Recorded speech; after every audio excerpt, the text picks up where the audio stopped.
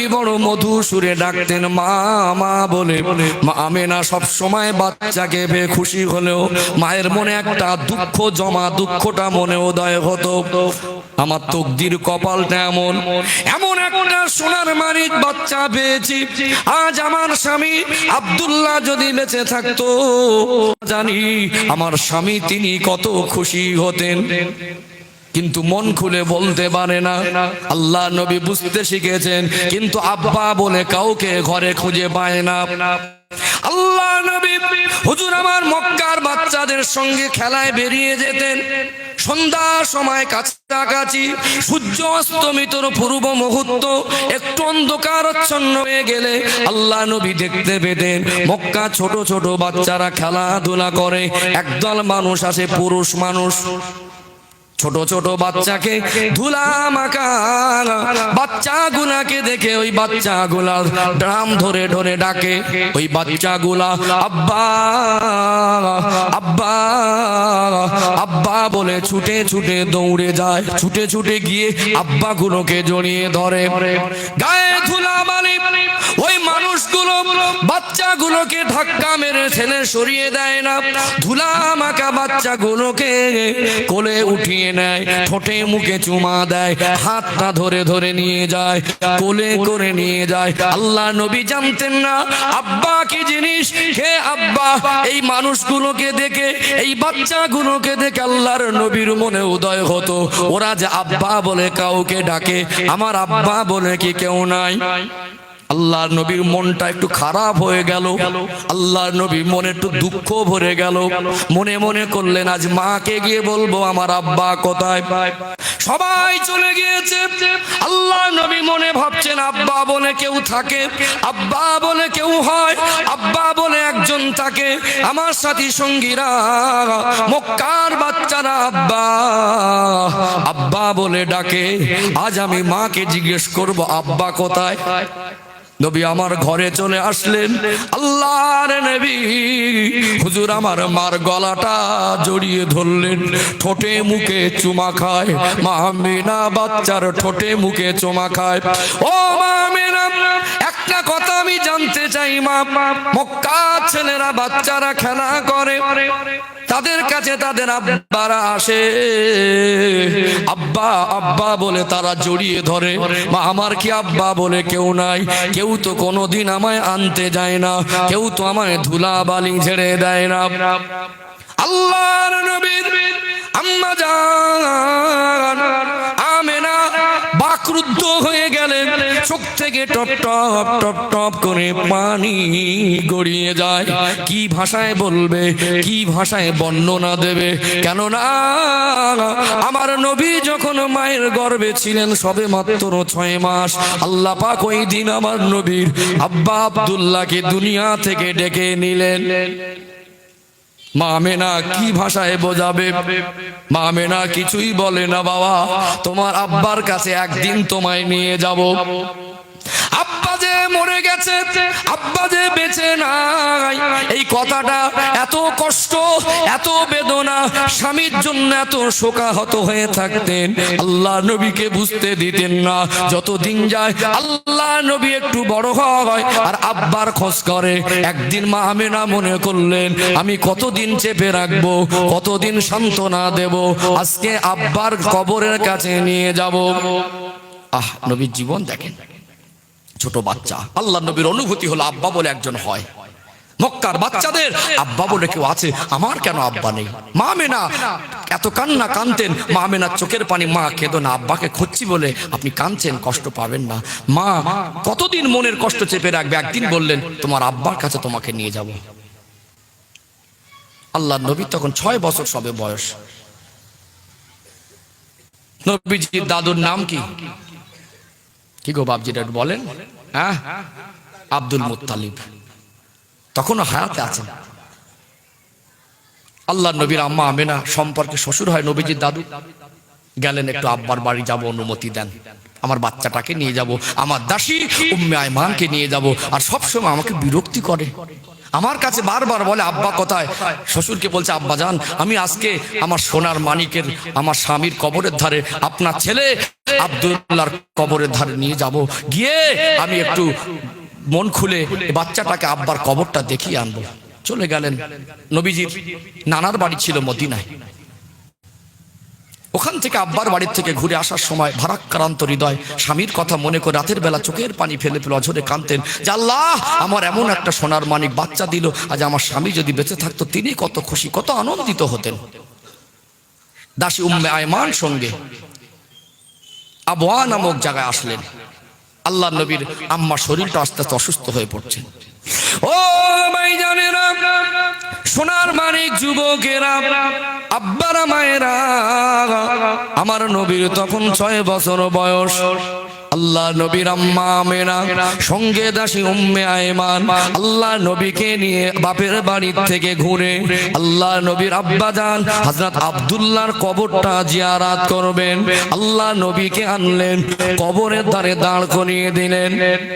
ও বাবা মুহাম্মদ, অমনি করে কোনোদিন জ্বালাতন করবে না বাবা, আমার মনে বড় কষ্ট, মনে বড় বেদনা।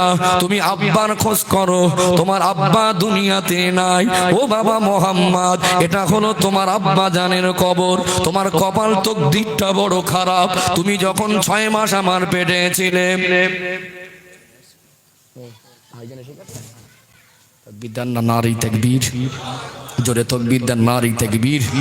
সিলসিলা হক মুজাদ্দিদুজ জামান, সিলসিলা হক মুজাদ্দিদুজ জামান, সিলসিলা হক মুজাদ্দিদুজ জামান, আওলাদে মুজাদ্দিদুজ জামান, আওলাদে মুজাদ্দিদুজ জামান, ভাইজান হুজুর কিবলা, ভাইজান হুজুর কিবলা, নারী তাকবীর। মাশাআল্লাহ, আলহামদুলিল্লাহ। ভাইজান হুজুর এসে পড়েছেন, তাই তো?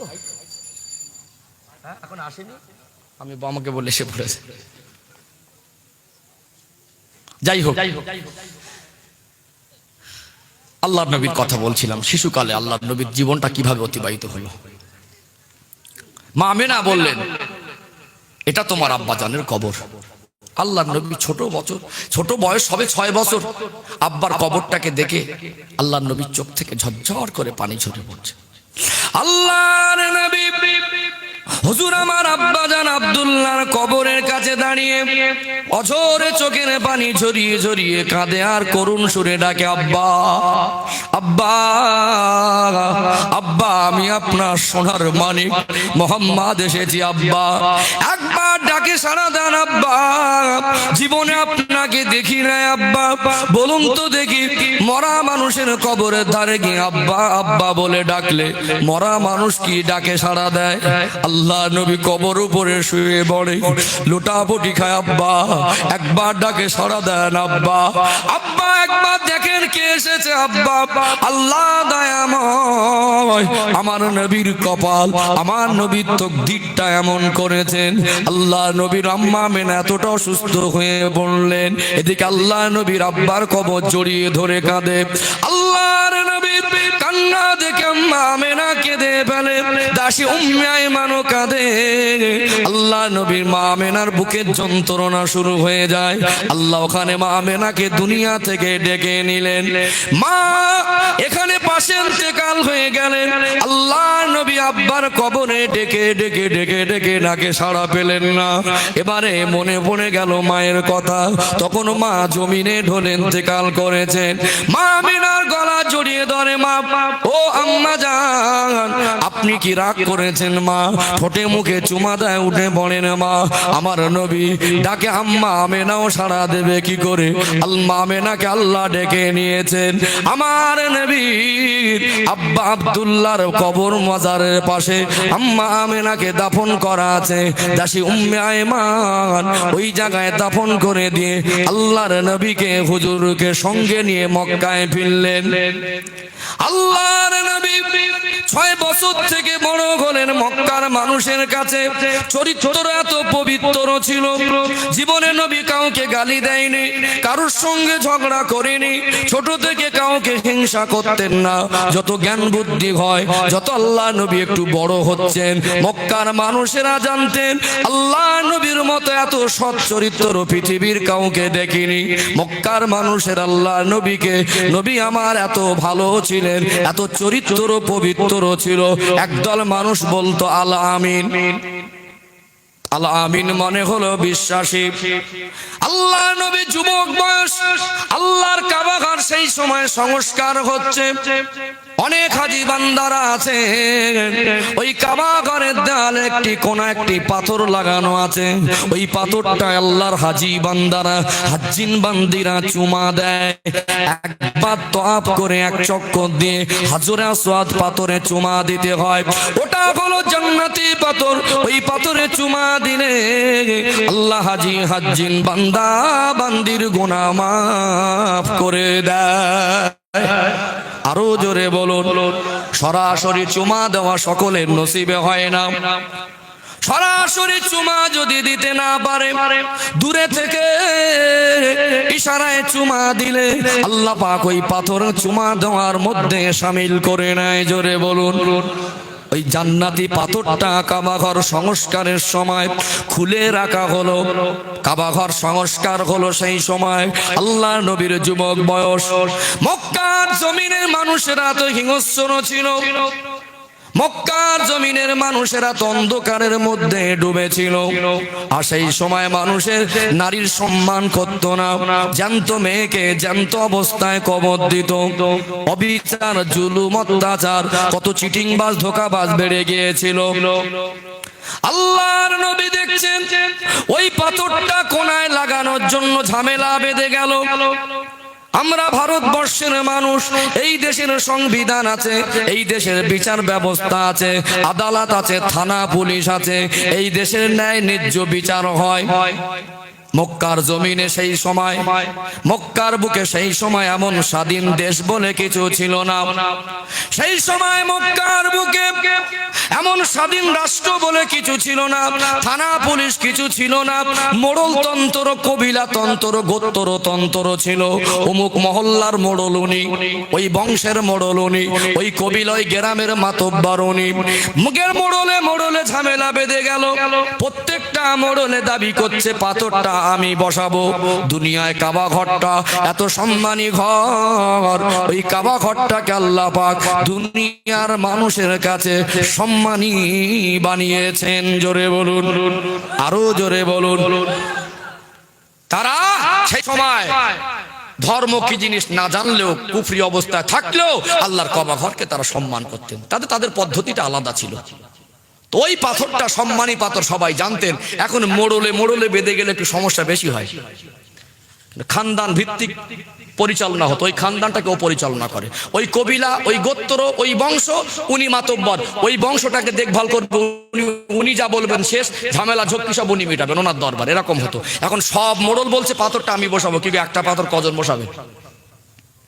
কেউ মাথা নত করে না।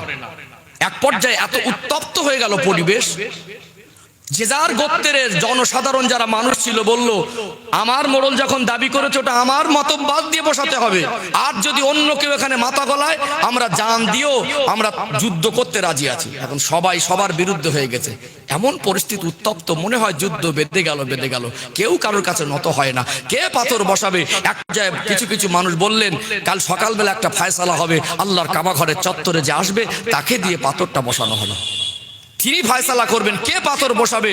এই ঝামেলায় গেলে নিজেরা কাটাকাটি করে লাভ নেই। এক পর্যায়ে সিদ্ধান্ত হলো, কাল সকালের বিবেচনা হবে, কাবা ঘরের চত্বরে যে আসবে তার হাতে ফায়সালার দায়িত্ব তুলে দেওয়া হবে। আল্লাহ নবী কেমন রহমত দেখুন। নবীকে আল্লাহ পাক তখন নবুয়ত দেননি, 40 বছর বয়স হয়নি, যুবক বয়স।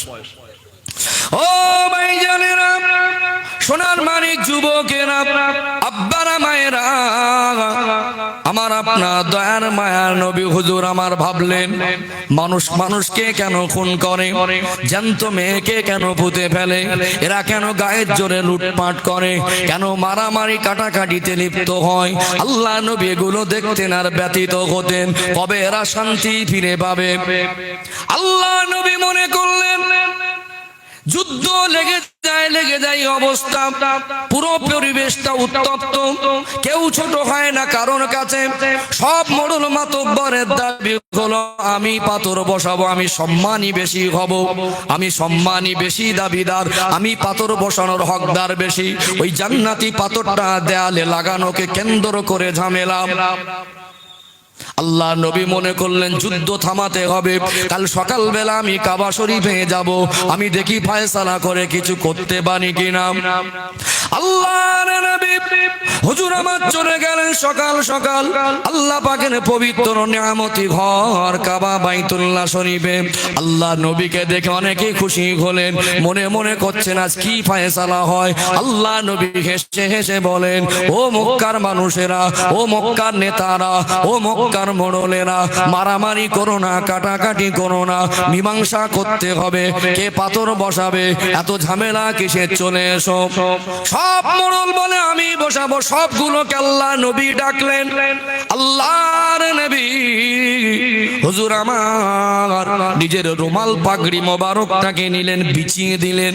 আল্লাহ নবী হুজুর পাগড়ি মোবারক বিছিয়ে দিয়ে ওই জান্নাতি পাথর হাজরে আসওয়াদ পাথরটা আমার নবী পাগড়ি মোবারকের উপর রাখলেন।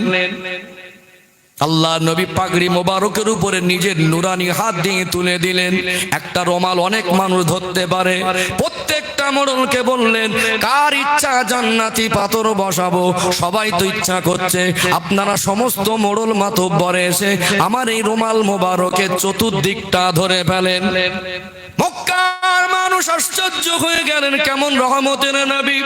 আল্লাহ নবী হুজুর আমার জওয়ান বয়সে এত যুদ্ধ, উত্তপ্ত অবস্থা, যুদ্ধ লেগে যায়। আল্লাহর নবী হুজুর আমার ওই রুমালটাকে মক্কার নেতা মোড়লদের ধরতে বললেন, বাবারা সবাই চলেন, এগিয়ে চলেন। কাবা ঘরের দেয়ালের পাশে দাঁড়িয়ে গেলেন। আল্লাহর নবী হুজুর আমার ওই পাথর কানা তুলে নিজে হাতে ওই দেয়ালের কোনায় লাগিয়ে দিয়েছিলেন।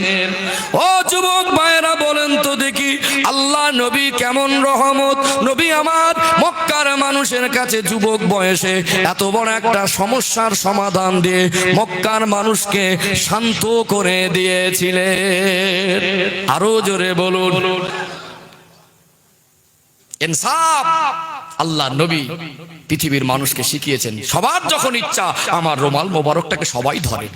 সব খোশ হয়ে গেল, কারুর আর রাগ থাকলো না, কেউ বঞ্চিত হলো না, কেউ বাদ গেল না। আল্লাহ নবী বললেন, আপনারা সবাই সম্মানী, আপনারা সবাই মিলে আমার রুমালটাকে ধরে আগে নিয়ে চলুন, আর আমি পাথরটা লাগিয়ে দিয়ে সমস্যাটাই মিটে যাবে। জোরে বলুন সুবহানাল্লাহ। কি গো বাপজি, এখন বিচারের সময় ইনসাফ হয় না, মাল দ্বারা চলে। হ্যাঁ, এখন ঝগড়া বাঁধলে থামানোর লোক যত গুণ থাকে, সমস্যা বাড়িয়ে দেওয়ার লোক বেশি থাকে। এখন উত্তপ্ত হলে কিছু মানুষ ওর পিছনে গুড় লাগায়, একটু ভালো করে লেগে যাক। সব জায়গায়, বাড়ির ভিতরেও, বাড়ির বাইরেও, গ্রামেও, দুই জায়গায় ঝামেলা বাঁধলে পাশ থেকে আর এক জায়গায় একটু গুড় লাগায়, ভালো করে বাঁধুক। আছে না নেই? দুই ভাই ভুলবশত ঝামেলা জড়িয়েছে, পাশের এলাকার মানুষ একটু গুড় লাগায়, পাশের মানুষে ভালো করে বাঁধুক। এটা নবীর চরিত্র না। সমস্যা হলে যথাসাধ্য আপনার বুদ্ধি দ্বারা, আপনার ক্ষমতা দ্বারা শান্তির জায়গায় আনতে হবে। এটা হলো ইমানদারের পরিচয়। দুনিয়ার মানুষকে দেখি কথাবার্তাটা খুব মিষ্টি, এমন ভাবে গুড় লাগাবে, এমন ভাবে চিমটি কেটে নেবে, লোকটাকে দেখে বিশ্বাস হবে না এই লোকটার দ্বারা এই কাজটা হচ্ছে, কিন্তু ভিতরে ভিতরে একেবারে পাক্কা জিনিস। কি গো, মানুষের চোখে ফাঁকি দেবেন, আমার আল্লাহর চোখে ফাঁকি দিতে পারা যাবে? হ্যাঁ, পারা যাবে? শুধু আওয়াজ শুনলে হবে না, আওয়াজ শুনলেও হবে না। অনেকে আওয়াজ শুনতে এসে আওয়াজ শোনে, সুর শোনে, সুর টানটা আওয়াজ না, সুর দিয়ে টান দিয়ে বললে ভালো লাগে, শুনতেও ভালো লাগে। কানের ভিতরে একটা কান আছে, ওই কান দিয়ে শুনতে, মনের কান। অন্তর দিয়ে মেনে নিতে হবে, তবে আমার আল্লাহ খুশি হবে, তবে জীবন পরিবর্তন হবে, তবেই সমাজে শান্তি কায়েম হবে। সব যদি উপরে ফেরেশ হয়ে ভিতর থেকে গুড় লাগানো পাটি হই, 2 নম্বরই হই, সমাজে উত্তপ্ত হবেই তো। আল্লাহ আমাকে আপনাকে সবাইকে সঠিক বুঝ দেন, বলুন আল্লাহুম্মা আমিন। একটু মন খুলে বলেন আল্লাহুম্মা আমিন। তাকবীর দেন, নারে তাকবীর, আরো জোরে নারে তাকবীর, নারে তাকবীর। মাশাআল্লাহ, মাশাআল্লাহ। আমি একটু দরুদ শরীফ পড়ে আবার রাসূলের জীবন আদর্শ থেকে ফিরে আসবো। অসুবিধা হচ্ছে নাকি? আমার ভাষা বুঝতে পারছেন? এখানে বসে নিজে নিজে অনুতপ্ত হতে হবে। আল্লাহ নবী বলেছেন, বাবা মরণের আগে একবার মরে যাও। এর মানে কি বলেন তো? মরা মানুষ কাউকে কষ্ট দেয়? হ্যাঁ, মরা মানুষ হিংসা করে, মরা মানুষ মিথ্যা বলে, মরা মানুষ কি মানুষের ক্ষতি চায়? মরণের আগে মরে যাও মানে, যেমন মরা মানুষ কাউকে গালি দেয় না, আমি গালি দেবো না। মরা মানুষ কারোর প্রতি হিংসা করে না, আমি হিংসা করব না। মরা মানুষ কারোর গুড় লাগিয়ে ঝগড়া বাঁধিয়ে দেয় না, আমি বাঁধিয়ে দেবো না। জীবনটা ভিতরটাকে হিংসা মুক্ত জীবন করতে হবে। আমরা মানুষ, মানুষের আমাদের অন্তরে হিংসা কম বেশি সবারই আছে। যতটুকু পারা যায় নিজেকে কন্ট্রোলে রাখা। বুঝতে পারছেন? একবার দরুদ শরীফ পড়বো, ইনশাআল্লাহ আবার রাসূলের জীবন আদর্শ থেকে আসবো। দরুদ শরীফ। আল্লাহুম্মা সাল্লি আলা।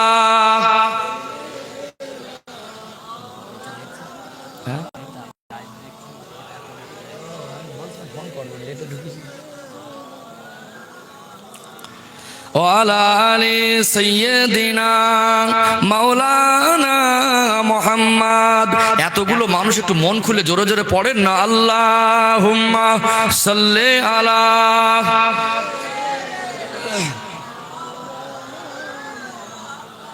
ওয়ালা আলি সাইয়্যিদিনা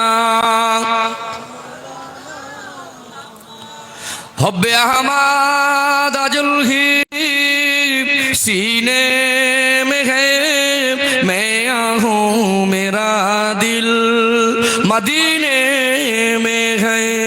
फूलो तो फूल काटूं क्या हुस्न है, लुत्फ़े जन्नत से बढ़कर मदीने में है। अल्लाहुम्मा सल्ली अला।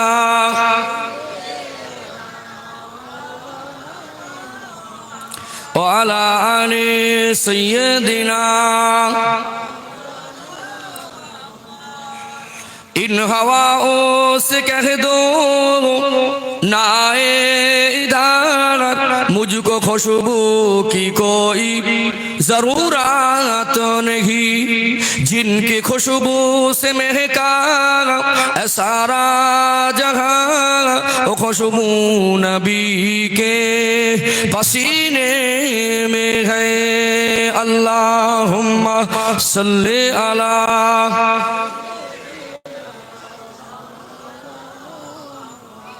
ওয়ালা আলি সাইয়্যিদিনা। একটু জিকির করেন, লা ইলাহা ইল্লাল্লাহ,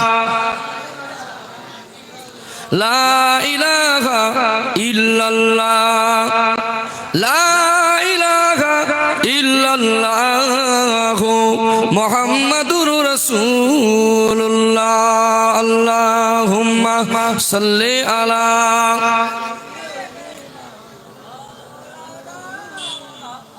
ওয়ালা আলি সাইয়্যিদিনা।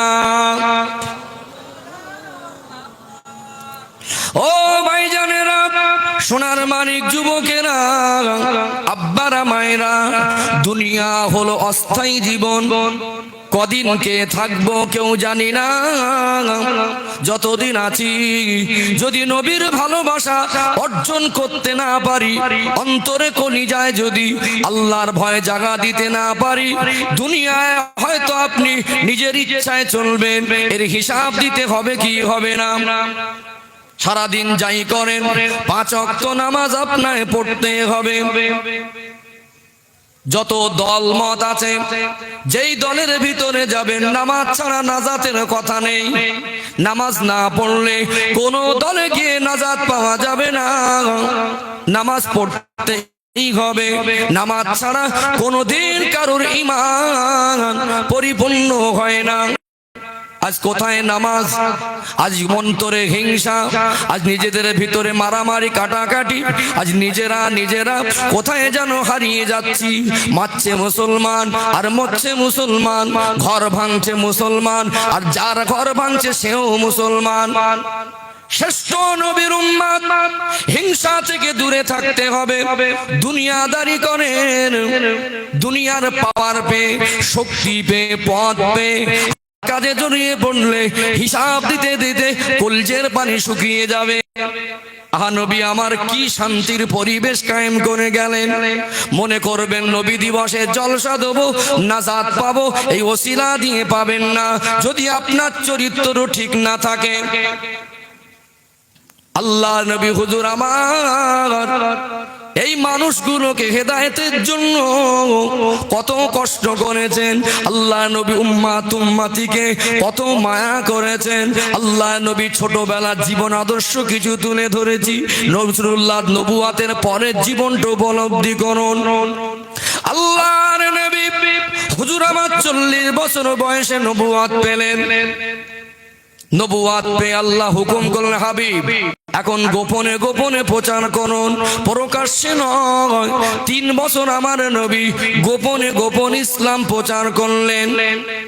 আল্লাহর নবী হুজুর আমার নবুয়াত পেয়ে আম্মা জান হযরত খাদিজা তাহেরা রাদিয়াল্লাহু আনহার কাছে চলে আসলেন।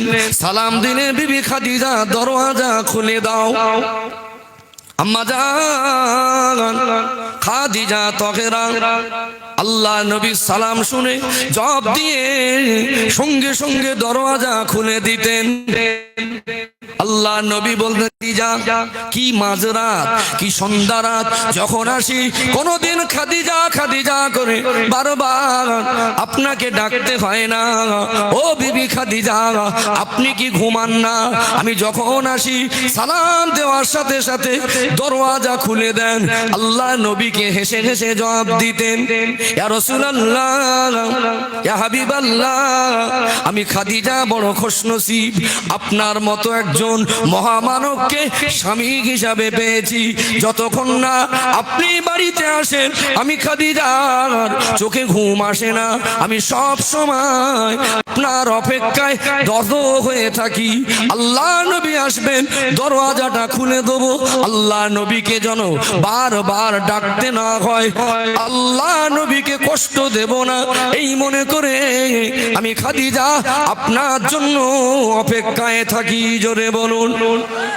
আল্লাহ নবী নবুয়ত ওই দিন আম্মা জানের কাছে নিজের বিবির কাছে বর্ণনা দিচ্ছেন, ও বিবি খাদিজা, আল্লাহ দয়াময় আমায় নবুয়ত দিয়েছেন, আপনি কি কলেমা পড়ে মুসলমান হয়ে যাবেন? আপনি কি আমায় নবী বলে মানবেন? আম্মা জান খাদিজা তাহেরা রাদিয়াল্লাহু আনহা আল্লাহর নবীর পূর্ণিমা চাঁদের মতো চমকানো চেহারার দিকে তাকালেন। ইয়া রাসূলুল্লাহ, হাবিবাল্লাহ, যতটুকু আপনার কাছ থেকে দেখেছি আপনি একজন মহামানব, সত্যিকারে আল্লাহর নবী। আল্লাহ নবী হুজুর আমার খাদিজা, কি বলছো? আমাকে কি নবী বলে মেনে নেবে? কোনো আপত্তি নাই, আপনি সত্যি আল্লাহর নবী। আম্মা জান খাদিজা তাহেরা আল্লাহ নবীর কাছে কলেমা পড়ে মুসলমান হয়ে গেলেন। আল্লাহ নবী নবুয়ত পেলেন, 3 বছর গোপন ইসলাম প্রচার করেছেন। এটা নবীদের হিকমত। একটা কথা যদি সমাজে হঠাৎ করে বলে, কিছু মানুষ ওটাকে নিয়ে বিভ্রান্তি করার চেষ্টা করে। আল্লাহ নবী মনে করলেন, আমার কথাটা কে কোন ভাবে নেবে, কে হেসে উড়াবে, কেউ অন্যভাবে নিয়ে টিটকারি করবে, সবাইকে প্রথম ভাবে দাওয়াত দেব না। 3 বছর গোপনে গোপনে আমার নবী দিনের দাওয়াত দিলেন। কারণ কি জানেন? কিছু কিছু মানুষ আছে দেখবেন, ভালো কথা বললে তার ভালোর জন্য সে নিজের ভালোটা বোঝে না। কিছু মুরব্বী, কিছু বাপ চাচাজি, কিছু তার গুরুজন মানুষ, সে যখন কুপথে চলে, তার ক্ষতির পথে চলে, খারাপের দিকে চলে, একটু ভালো কথা উপদেশ আদেশ দেয় কি দেয় না? ওকে ডেকে বলে, কচি এটা করিস নি, এটা করতে নেই, এইভাবে চল, তো সংসার অভাব বা তো এরকম অসুবিধা পড়ছিস। আবার কিছু কিছু ছেলে দেখবেন, কিছু কিছু ভাই দেখবেন, ওই কথাগুলোকে হেসে উড়িয়ে দেয়। পাশ থেকে একজন বলে, এই উলু বাগানে মুক্ত ছড়াচ্ছিস। এটা প্রবাদ আছে না, উলু বাগানে মুক্ত ছড়াতে নেই। আল্লাহর নবী ভাবতেন, আমার কথাগুলো কে কিভাবে নেবে না নেবে, আমি প্রকাশ্যে সর্বপ্রথম সবার কাছে গিয়ে হেঁকে হেঁকে বলবো না। গোপনে গোপনে নবী 3 বছর প্রচার করলেন। নবী আমার ভাবতেন, খাদিজার কাছে দিনের দাওয়াত দিয়েছি, কবুল করেছে, এবারে কার কাছে যাব? আল্লাহর নবী ভেবে ভেবে যেতেন, মক্কার ওই মানুষটা জ্ঞানী, ওই মানুষটা বিচক্ষণী, উনি আমার কথাটা বুঝবেন। সমাজের মানুষ কম বেশি আছে, কারো ধৈর্য বেশি, কেউ সৎ বেশি। উপরে ফেরেশ হলে কি হবে? কারোর ভিতরটা সব আলাদা আলাদা। হ্যাঁ, উপর থেকে অনেকে ফেরে, ভিতরে আলাদা জিনিস। কি গো, আমি এখানে এসে বসেছি, আমাকে দেখে মনে হচ্ছে একেবারে সত্যি হুজুর। আমি যে কি হুজুর, আমার নামাজ ঠিক আছে কিনা ড্রাইভার জানবে, বাড়ির ওয়াইফ জানবে। আমি যে কি হুজুর, আমার আমানত ঠিক আছে কিনা, আমার ক্যারেক্টার চরিত্র ঠিক আছে কিনা, আমার এলাকার লোক সার্টিফিকেট দেবে কি হুজুর?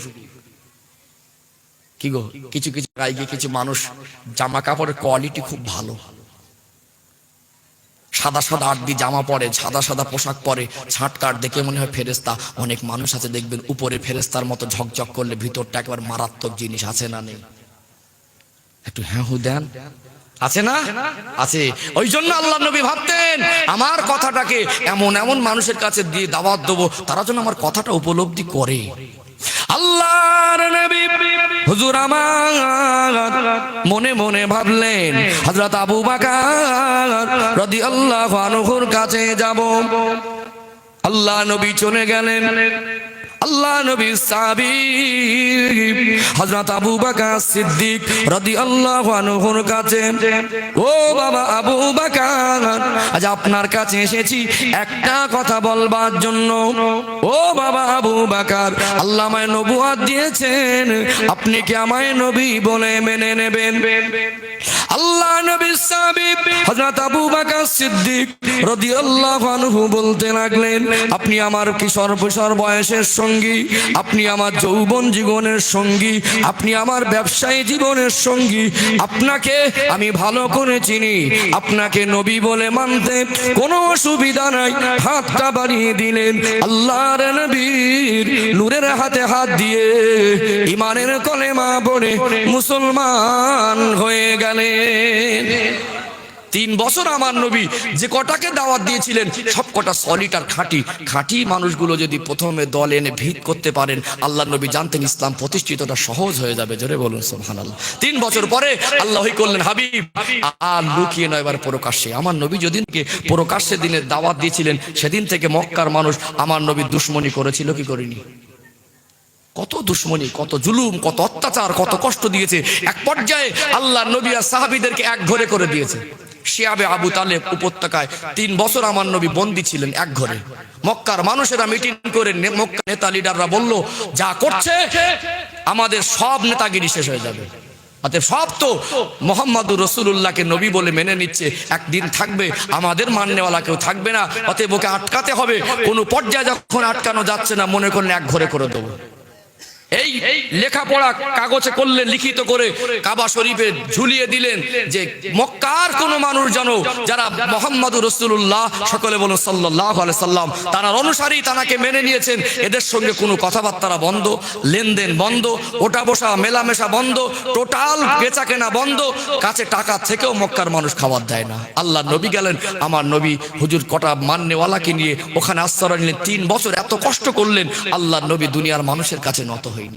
নবী আমার চেয়েছিলেন আমি আল্লাহর দেওয়া দায়িত্ব পালন করেই যাব, সমাজে শান্তি কায়েম করব। আল্লাহ নবী সমাজে একটা শান্তি কায়েম করেছিলেন না করেননি? সাহাবারা বলছেন এত কষ্ট পেয়েছি 3 বছরে এই শিয়াবে আবু তালেব নামক উপত্যকায়, এই গুহার ভিতরে আশ্রয় নিয়ে এতটা কষ্টে দিন অতিবাহিত হয়েছে। মাঝে মাঝে এত ক্ষুধার্ত হয়েছিলাম, সামান্য টাকা পয়সা নিয়ে একটু গেলাম খাদ্য কিনবো, মক্কার মানুষ খাদ্য দিত না। গাছের পাতা খেয়ে ক্ষুধার জ্বালা নিবারণ করতাম। কি ভালোবাসা, আল্লাহর নবীকে ছাড়েননি। বলছে শুকনো চামড়া, এত ক্ষুধা, এত পেটের জ্বালা যন্ত্রণা সহ্য করতে পারেন অনাহারে থেকে শেষ পর্যন্ত শুকনো চামড়াটাকে খেয়ে পানি খেয়ে পেটের জ্বালা, ক্ষুধার জ্বালা যন্ত্রণা নিবারণ করেছি। আমরা নবীকে ছাড়িনি আর আল্লাহকে ভুলিনি। একে বলে নবীর ভালোবাসা। আজ আমাদের আল্লাহর নবীর দোয়ায়, আমার নবীর দোয়ার বরকতে আল্লাহ আমাদের সুখ শান্তি, টাকা পয়সা, অর্থ বিত্ত, সম্মান, পদ, অনেক কিছু আল্লাহ দিয়েছেন না দেননি? কি গো, কষ্ট লাগে কি লাগে না? অনেক মানুষ আছে মসজিদের বাড়ি, মসজিদ আর মসজিদের পাশাপাশি বাড়ি, জুমার নামাজটুকু পড়তে আসেন, এরকম মানুষ আছে না নেই? কাকে ভুলে গেলেন? একটু মনে বিবেকে বাঁধে না? একটু কি মনে জাগে না যে আমার বাড়ির ধারে মসজিদ, আমি মসজিদের পাশে ঘর করতে পেরেছি, আমার ঘরের পাশে মসজিদ হয়েছে, এটা আমার জন্য সৌভাগ্য। আমি ছুটে ছুটে তাড়াতাড়ি মসজিদে পৌঁছাতে পারবো। সৌভাগ্য মনে করা দরকার ছিল না? মসজিদে আজান হচ্ছে, খুতবা হচ্ছে, কানে আওয়াজ আসছে, কলা সমান খেয়ে কিছু মানুষ ঘুমাচ্ছে। বলে হুজুর আজাব গজব কেন? আমরা আল্লাহকে ভুলে গেছি। মুখে বলি নবী মানি, সবাই বলি নবীকে ভালোবাসি, প্রকৃত ভালোবাসবো, প্রকৃত জীবন তৈরি করব, তার দিক থেকে আমাদের অনেকটা কমতি এসে গেছে। কি ঠিক বলছি না ভুল বলছি? অনেক মানুষ দেখবেন পয়সাওয়ালা মানুষ, সুখ আছে, শান্তি আছে, গাড়ি আছে, বাড়ি আছে, আল্লাহ ভাব রাখেনি, তারপরে 5 ওয়াক্ত নামাজটুকু পড়ে না, ঘরে আর খায়। এখন ছেলে বুলে বড় হয়েছে, আয় রোজগার করে, আব্বা মা বসে বসে খায়, ঘরে আর খায়। ওই চাচা যেটা এখন 5 ওয়াক্ত নামাজ পড়ে না। দেখো চার দোকানে কি ঘন্টাকে ঘন্টা বসে আছে, সারা লোকের পিছনে, এর পিছনে, ওর পিছনে, তার পিছনে, এর কথা, ওর কথা, তার কথা। এই মানুষটা তো বয়স হয়েছে, আপনি তো এবারে নামাজের পার্টি ধরবেন, আপনি তো সময় মতো মসজিদে যাবেন, আপনি তো সময় মতো উঠে তাহাজ্জুদের নামাজ পড়বেন, আপনার ছেলে পুলে, নাতিপুতি, গ্রামবাসী, মহল্লাবাসী মানুষের জন্য দোয়া করবেন। এখন তো আল্লাহকে ডাকার সময়, আপনি এখনো ঘুরছেন, আর কবে ভালো হবে? রাগ করছেন নাকি আপনারা? হ্যাঁ, নবীর ভালোবাসা কাকে বলে সাহাবারা দেখিয়ে দিয়েছেন। আল্লাহর নবীকে এক ঘরে করে দেওয়া হলো, আল্লাহর নবীকে এক ঘরে করে দিয়ে মক্কার মানুষ সিদ্ধান্ত করলেন যারা আল্লাহ নবীকে মেনে নেবে, মুহাম্মদ সহ তার অনুসারীদের সঙ্গে কোনো কথাবার্তা না বলা যাবে না, কোনো লেনদেন করা যাবে না, কোনো বেচাকেনা করা যাবে না। আল্লাহ নবী সাহাবারা বলতেন, ইয়া রাসূলুল্লাহ, হাবিবাল্লাহ, আমাদের মরে যাওয়াটা আপনার জন্য, আমাদের বেঁচে থাকাটা আপনার জন্য, আমাদের জান, আমাদের মাল আপনার জন্য। যখন যেটা বলবেন সেটা করব, যখন যেটা বলবেন সেটা মানব। জানও যদি চলে যায় আপনাকে মেনেছি, আপনার সঙ্গী দলবদ্ধ হয়ে আছি, কখনোই আপনাকে ছেড়ে দুনিয়ার মুসিবতে আমরা আখিরাত বরবাদ করব না। প্রকৃত নবীর ভালোবাসা কারে বলে? 3 বছর এত দুঃখ কষ্ট বেদনা এত অনাহারে থেকেও আল্লাহ নবীকে ভুলেছিলেন না, মনে রেখেছিলেন। একেই বলে নবীর ভালোবাসা। নিজেকে নিজে জিজ্ঞেস করুন, আজকে সারাদিনটা নিয়ে ভাবুন তো। আজ সারাদিন আলহামদুলিল্লাহ, মাশাআল্লাহ, আল্লাহ পাক আমাকে আপনাকে কবুল করেছেন, এখানে এসে বসেছি। অনেক মানুষ সুস্থ শরীর নিয়ে ঘরে বসে আছে, কথা ঠিক না? ইচ্ছা করলে আসতে পারে, আসে না। ইচ্ছা করলে এখানে 10 মিনিট বসতে পারে। 10 বার জলসা হলে কিছু মানুষ আছে গ্রামের এসে বসে না। কি গো, এই মানুষগুলোর প্রয়োজন আছে না নেই? একদিন দরকার পড়বে, যেদিন আমি আপনি লাশ হয়ে যাব, যেদিন আমার আপনার জানাজার জন্য মানুষ কাতার দেবে, আমার কথাগুলো মিলিয়ে নেবেন। যারাই সন্ধ্যা দেখে না, মাঝরাত দেখে না, ঠান্ডা গরম দেখে না, বর্ষা রৌদ্র দেখে না, নবীর কথা, আল্লাহর কথা শুনবার জন্য পাগলের মতো ছুটে ছুটে জান্নাতের বাগানে আসে, জানাজার কাতারে দেখবেন এরাই কিন্তু ফার্স্টে থাকে। কথা ঠিক বললাম না ভুল বললাম? এই মানুষগুলোকে এক শ্রেণীর মানুষ ঘৃণা করে, মনে করে জলসা শোনা কাজ হলো গরিবদের। কিছু মানুষের ধারণা ওটা আমার জায়গা না। কি গো, আপনি নবীর উম্মত নয়? এখানে নবীর কথা যদি হয়, এখানে নবী তো ধনী গরিবের ভাগ নয়, নবী সবার নবী। আল্লাহর কথা, কোরআনের কথা তো ধনী গরিবকে বেছে বেছে নয়, সকলের জন্য আল্লাহর কোরআন, সকলের আল্লাহ, সকলের নবী। আমার নবীর কথা হবে, এখানে ভেদাভেদ কেন? কিছু মানুষ আছেন আমার কথাটা শুনে হয়তো কষ্ট পাবেন, কিন্তু আমি কারোর কষ্ট দেবার নিয়েতে বলছি না। সত্য কথাটা, আমার কথাটা মিলিয়ে নেবেন। এই নামাজি মুসল্লি যারা জলসায় বসে, ওরা মনে করে যে ওখানে গরিব মানুষের জায়গা, তাদের বন্ধু বান্ধব আলাদা, তাদের পরিবেশ আলাদা, ওরা বলে আমরা আলাদা। দেখবেন আমার কথা মিলিয়ে নিয়ে, যে মানুষগুলো আমাদের এই মজলিসের সঙ্গী হয় না, জানাজার মাঠেও ওই মানুষটা হয়তো সঙ্গী হতো না মরণের পরে। ওর জানাজায় এই জলসায় যারা ফাঁস কাতারে থাকে, মজলিসে বসে, এরাই কিন্তু আগে জায়গা ধরে। আর যাকে বন্ধু বানিয়ে রেখেছিল, যাকে দুনিয়ার বন্ধু মনে করতো, এখন তার কাছে ফোন করেছে, অমুক বন্ধু মরে গেছে। প্যান্ট শার্ট টাই পরা লোক তো, তা আসার পরে বুট জুতো আর দামি একটা মোজা পরে আছে, ঠান্ডা ঠান্ডা ভাব এসেছে। জানাজা পড়ার সময় আমাদের মতো মানুষগুলো উজু করে কাতারে লাইন দিয়ে দাঁড়িয়ে আছে, এইবার জুতো খুলে সরাচ্ছে। কি গো, জানাজার সময় জুতো খুলে দাঁড়ায় না?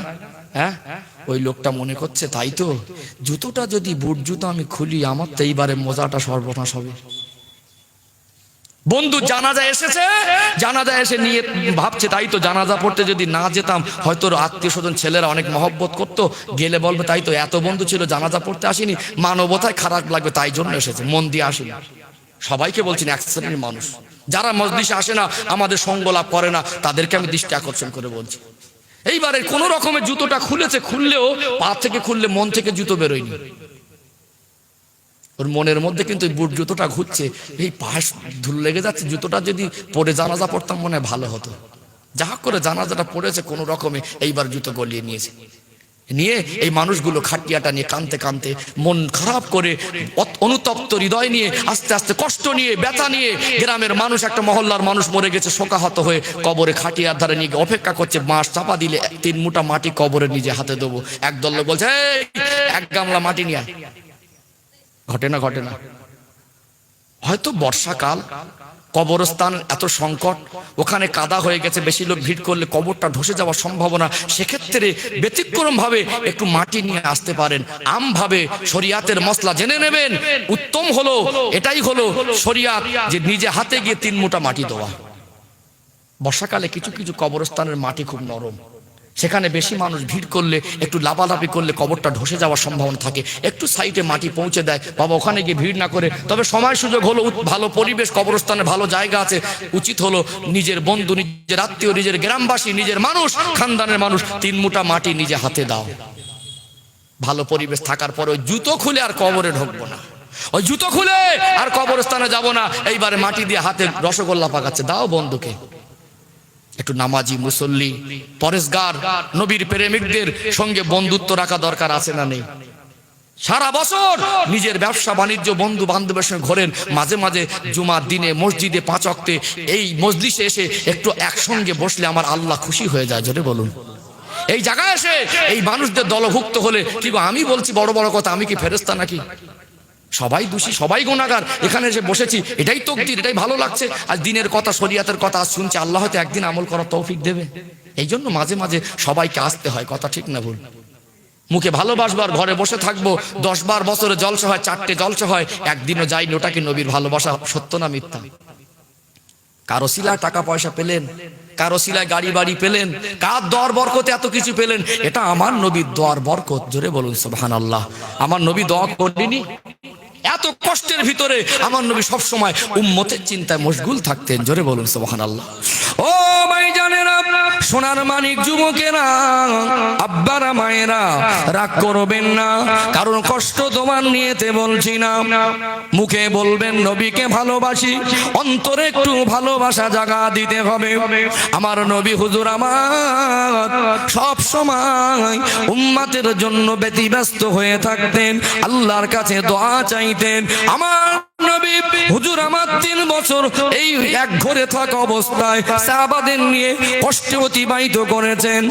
এক পর্যায়ে মক্কার কাফেরেরা অনেকে তারা ভাবছে আমার নিজের আত্মীয়। আল্লাহ নবীর সঙ্গী যারা ছিলেন সেই সময় হয়তো ছেলে মুসলমান হয়েছে, বাপ ঈমান আনেনি, হয়তো বাপ মুসলমান হয়েছে, ছেলে ঈমান আনেনি। তাদের পরিবারের মানুষের প্রতি রক্তের একটা টান থাকে কি থাকে না? এত কষ্ট দেখে, এত জুলুম অত্যাচার দেখে, তাদের বেদনা দেখে কিছু কিছু মক্কার মানুষ বলতে লাগলো এদেরকে আর এখানে আটকে রাখা যাবে না, এক ঘরে করে রাখা যাবে না। কিন্তু মক্কার মানুষদের বলল, এই মীমাংসার জায়গায় আসতে গিয়ে মক্কার মানুষদের বলল, দেখে নাও তোমাদের লিখিত কাগজটাকে আল্লাহ পোকা দিয়ে খাইয়ে দিয়েছে। ওই ঝুলানো কাগজে যেখানে লিপিবদ্ধ করা হয়েছিল, এক ঘরে নামা লেখা হয়েছিল, আল্লাহ পাক ওটা পোকাকে দিয়ে খাইয়ে দিয়েছিলেন। আল্লাহ নবী সাহাবারা বের হলেন, আল্লাহ নবীকে অনেক অর্থের লোভ দেখানো হলো, আল্লাহ নবীকে অনেক সম্পদের লোভ দেখানো হলো, সুন্দরী নারী দেওয়ার জন্য প্রস্তাব দেওয়া হলো। আল্লাহ নবী দুনিয়ার মায় পড়েননি, নবী আমার আল্লাহ দেওয়া দায়িত্ব পালন করছেন। আল্লাহ নবীকে কাকর পাথর ছুঁড়ে ছুঁড়ে মারে, আল্লাহ নবীকে পাগল বলে, আল্লাহ নবীকে গালি দেয়। মনে দুঃখ বেদনা মানুষের কাছে বলেন না। গভীর রাত চলে আসলেন আম্মা জান খাদিজা তাহেরা রাদিয়াল্লাহু আনহার হুজরায়। আল্লাহ নবী সালাম দিলেন, আম্মা জান খাদিজা দরওয়াজা খুলে দিলেন। আল্লাহ নবী হুজুর আমার আম্মা জান খাদিজা তাহেরার পাশে আছেন। আল্লাহ নবীর চোখে ঘুম আসে না, আল্লাহর কাছে কাঁদে, আল্লাহ আমি এদের ভালো কথা বলি, হেদায়েতের বাণী দেই, ওরা আমায় পাগল বলে, ওরা আমায় কষ্ট দেয়, ওরা আমায় আমায় ছোট বড় বলে, আমায় গালি দেয়, পাথর ছুঁড়ে ছুঁড়ে মারে। আল্লাহ পাক ওদের কথা, ওদের দুঃখ, ওদের কষ্ট আমি বুঝি। ওরা আমাকে এত ঘৃণা করে আর ছোট বড় কথা বলে। মনের মধ্যেই কল্পনা, মনে মনে করছেন গভীর রাত একটু আল্লাহর কাছে সিজদা দিয়ে আল্লাহর কাছে মনের কষ্ট তুলে ধরবো। আম্মা জান খাদিজাকে ডাক দিলেন, ও বিবি খাদিজা, একটু অনুমতি দাও, একটু ইজাজত দাও, আমি চলে যাচ্ছি আল্লাহর কাবা ঘরে। আম্মা জান খাদিজা বললেন, ইয়া রাসূলুল্লাহ, হুজুর আপনি যান। আল্লাহ নবী আম্মা জানকে এই জন্য বলে এসেছিলেন, আল্লাহ নবী যদি একা একা উঠে আসেন, আম্মা জানের ঘুম ভেঙে গেলে আল্লাহ নবীকে পাশে না পেয়ে চিন্তিত হয়ে পড়বেন।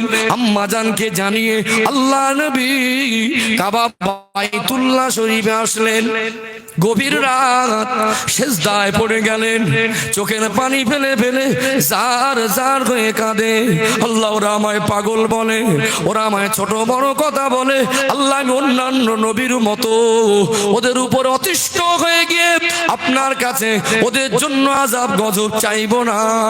আল্লাহ ওদের জন্য আপনার কাছে আমি হেদায়েতের দোয়া চাই। নবী আমার শুধু মুসলমানদের নবী নয়, বিশ্ববাসীর নবী। আজও পৃথিবীতে যত মানুষ আছে তাদের জন্য নবী। যারা মেনেছেন তারা মাননেওয়ালা উম্মত, যারা মানেনি তাদের জন্য নবী। কিন্তু তারা দুর্ভাগ্য মানেনি। আমার নবী সিজদায় গিয়ে তো কান্না কাঁদছেন। আমার আল্লাহ আমার হাবিবের কান্না কোনোদিন সহ্য করতেন না। আল্লাহ ডাক দিলেন, জিবরাইল, ও ফেরেশতা জিবরাইল, চলে যান, চলে যান, আমার হাবিবকে গিয়ে সান্ত্বনা দেন, আমার হাবিবকে গিয়ে বলে দেন আমি আল্লাহ আমার হাবিবকে ভালোবাসি। আজকে আমার হাবিবকে সুসংবাদ দেন। মনে বড় কষ্ট বেদনা। আমার নবীকে আজ তিনটে জিনিস চাইতে বলুন, তিনটে দোয়া চাইতে বলুন। যে তিনটে দোয়া চাইবে আমি আল্লাহ ওই তিনটে দোয়াকে মঞ্জুর করে নেব। আল্লাহ নবী সিজদায়, আল্লাহ পাকের ফেরেশতা হযরত জিবরাইল আমিন আসলেন, আল্লাহ নবীকে সালাম দিলেন, ইয়া রাসূলুল্লাহ, ইয়া হাবিবাল্লাহ, হুজুর সিজদা থেকে মাথা তুলুন। আল্লাহ আপনার সান্ত্বনা দিয়েছেন, আল্লাহ আপনার জন্য সালাম পাঠিয়েছেন, আল্লাহ আপনাকে সুসংবাদ দিয়েছেন। পৃথিবীর মানুষ আপনাকে কষ্ট দেয়, ইয়া রাসূলুল্লাহ, হুজুর আপনি মাথা তুলে আজকে তিনটে দোয়া করুন। যে তিনটে দোয়া করবেন ওই তিনটে দোয়া আল্লাহ মঞ্জুর করে নেবে। আমার নবী হাত তুললেন, আল্লাহ আমি আমার বিবি বাচ্চার জন্য চাইবো না, দুনিয়ায় বিল্ডিং বালাখানা চাইবো না, দুনিয়ার সুখ শান্তি চাইবো না। প্রথম দোয়া, আল্লাহ পাক অন্যান্য নবীদের যুগে আপনি আযাব গজব দিয়ে শেষ করে দিয়েছেন, বড় বড় মুসিবত বিপদে ফেলে দিয়েছেন, বড় বড় আসমানি গজব দিয়েছেন। আল্লাহ এরা আমাকে যদি নাও মানে, আল্লাহ এরা আমায় যদি পাগল বলে, আমি এদের উপরে রাগ করে থাকি না, আমি ক্ষমা করে দিয়েছি। আল্লাহ এদের জন্য আপনার কাছে প্রথম দোয়া, আমার কোটি কোটি উম্মত কিয়ামত পর্যন্ত যারা দুনিয়ায় থাকবে সকলের জন্য আমার এই দোয়া আপনার কাছে প্রথম দোয়া। কঠিন গজব দিয়ে অন্যান্য নবীর উম্মতের মতো একসঙ্গে মারবেন না। আমার আল্লাহ বলেন, হাবিব আপনি কেঁদেছেন, চোখের পানি ফেলেছেন, আমি কথা দিয়েছি আজকে আপনার ওই দোয়াটা আমি আল্লাহ পাক মঞ্জুর করে নিলাম। আরো জোরে বলুন। এত গুনাহ করার পরে, এত জুলুম অত্যাচার সমাজে হওয়ার পরে আল্লাহ পাক যে একসঙ্গে মারেন না, এটা আমার নবীর দোয়ার ওসিলা। কত ধোঁকাবাজি, কত চিটিংবাজি, কত বদমাইশি আমাদের ভিতরে সংখ্যায় বেড়েছে না কমেছে? হ্যাঁ, ভাষায় বললে অনেক কষ্ট পেয়ে যাবেন, খুলে বললে খুব কষ্ট লাগে মাঝে মাঝে। মানুষকে ভালো করে বোঝাতে গেলেও যার ভালোর জন্য বোঝায় সে রাগ করে, খুব কষ্ট লাগে। রাগ করার জন্য কি হুজুররা বলে একটু হ্যাঁ হু দেন বাপজিরা? কি গো এখানে বসেছি, কারোর উপরে কি আমার রাগ আছে? হ্যাঁ, কাউকে কষ্ট দেওয়ার নিয়েতে কি বলছি? কিন্তু বলুন তো, সমাজে যারা ঘুষখোর ধনী না গরিব? একটু বলেন। সমাজে যারা ঘুষখোর কে কোন দলে, কে কিসে, কে কাকে কি করে ওটা বলবো না। সমাজে কিছু ঘুষখোর আছে না নেই? একটু হ্যাঁ হু দেন। এরা বেশিরভাগ ধনী না গরিব? আল্লাহ সবকিছু দিল, তারপরেও কেন ওই গরিবের কাছ থেকে ঘুষ নিতে হচ্ছে? সমাজে কিছু মানুষ বিচার করতে গিয়েও যারা নিরীহ অসহায় মানুষ তাকে দোষী সাব্যস্ত করছে, পয়সার বিনিময়ে বিচার ঘুরিয়ে দিচ্ছে। এটা বান্দার উপরে জুলুম করা হচ্ছে, অসহায়ের উপর অবিচার করা হচ্ছে। সমাজে কত মানুষের মাল আত্মসাৎ করছে গায়ের জোরে। সমাজে দুটো পয়সা হয়েছে, বাপের বয়সী মানুষকে সম্মান করে না। আজ মসজিদগুলো দেখলে হালাত অবাক হয়ে যাবেন, মসজিদে মুসল্লি হাতে গোনা কটা, কিন্তু সুদখোর দেখেন ভিতরে ভিতরে সব ছেয়ে গেছে। ঘুষখোর দেখেন ছেয়ে গেছে। বেনামাজি দেখেন হিংসা, মারামারি, নিজের ভাইয়ে ভাইয়ে খুনোখুনি। আজ কোথায় হারিয়ে গেছি? আজ আমাদের যে অবস্থা, আল্লাহ মাঝে মাঝে তবুও বান্দাকে নবীর দোয়ার ওসিলায় একসঙ্গে গজব দিয়ে মেরে ফেলেন না, আল্লাহ একটু ধাক্কা দেয়। আমফান ঝড় জীবনে দেখেছিলেন আপনারা? অনেক আশা করে থাকে 27 রোজার রাত্রিরে, 26 দিনগত রাত, কদরের রাত, গ্যারান্টি নেই, তবে আশা করে বেশিরভাগ হয় ওই রাতটা। কি হয়, অধিকাংশ মসজিদে খতমগুলো 27 তারিখের খতম করা হয়। কথা ঠিক না ভুল? সবাই এসে এক জায়গায় এসে কান্নাকাটি করে দোয়া দরুদ পড়ে কি পড়ে না আল্লাহ জানে। আমাদের এলাকা, আপনার এলাকায় সেই দিন কোনো মসজিদে দোয়া হয়েছে কিনা এটাই একটু ভাবার বিষয়। মন ছিল, রেডি ছিলেন, তারপরেও আল্লাহ এমন ধাক্কা দিলেন, অন্তর কাঁপিয়ে দিয়েছে। দেয়নি? আল্লাহ বলে, বান্দা ওই যে বিল্ডিং বালাখানা করছো, ওই যে ঘর বাড়ি সম্পদের মায়া ডুবে আছো, আমি আল্লাহ চাইলে 2 সেকেন্ড সময় নেব, মাটির তলায় চলে যাবে। আমার হাবিবের দোয়ার বরকতে তোমাদেরকে আমি দয়া দিয়ে ঢেকে রেখেছি। ও ভাইজানেরা, সোনার মানিক যুবকেরা, আব্বারা, মায়েরা, আমার নবীর প্রথম দোয়াকে আল্লাহ মঞ্জুর করে নিলেন। আমার নবীর দ্বিতীয় দোয়া চাইছেন, আল্লাহ পাক আমি দুনিয়ার সুখ শান্তি চাই না, দুনিয়ার সম্পদশালী হতে চাই না। আল্লাহ পাক আপনার কাছে দ্বিতীয় দোয়া হলো, আল্লাহ পাক আমার উম্মতি যেন কষ্টে না থাকে, এদের রুজির কষ্ট রাখবেন না। আমার আল্লাহ বলেন, হাবিব, আমার দোস্ত, আপনি দোয়া করেছেন, আমি কথা দিয়েছি, আজকে দিনে আপনার দ্বিতীয় দোয়াটাকে আমি আল্লাহ পাক মঞ্জুর করে নিয়েছি। আরো জোরে বলুন, আল্লাহ নবীকে এই দোয়া দেখে ফেরেশতা জিবরাইল আমিন দাঁড়িয়ে দাঁড়িয়ে শুনছেন। আমার নবীর একটা দোয়া বাকি। আল্লাহ নবীকে ফেরেশতা জিবরাইল আমিন বলতে লাগলেন, হুজুর আর একটা দোয়া বাকি আছে, চেয়ে নেন। আল্লাহ নবী বলেন, জিবরাইল ফেরেশতা, না না, এই দোয়াটা আমি চাইবো না, এটা বাকি রেখে দিলাম, দুনিয়ায় চেয়ে নিলে সব চাওয়া হয়ে যাবে। আল্লাহ আপনি ওয়াদা দিয়েছেন আমার 3টে দোয়া কবুল করবেন।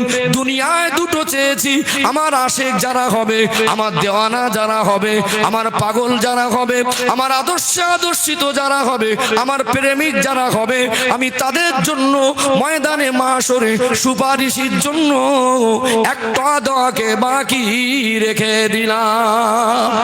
আরো জোরে বলুন, ও ভাইজানেরা, আল্লাহ নবী 3টে দোয়া চেয়েছেন, সবই আমাদের ভালোর জন্য।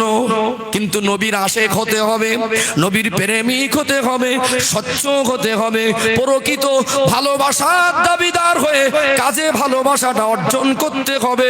ওই মানুষটা যদি সামান্য নেকির জন্য জাহান্নামের ফয়সালা হয়, আল্লাহ পাক ওই দিন বলবেন, আল্লাহ ওই উম্মতটা আমার প্রেমিক, ওই উম্মতটা আমার মহব্বত করত, ওই উম্মতটা আমায় ভালোবাসতো, প্রকৃত ভালোবাসার ভিতরে ছিল।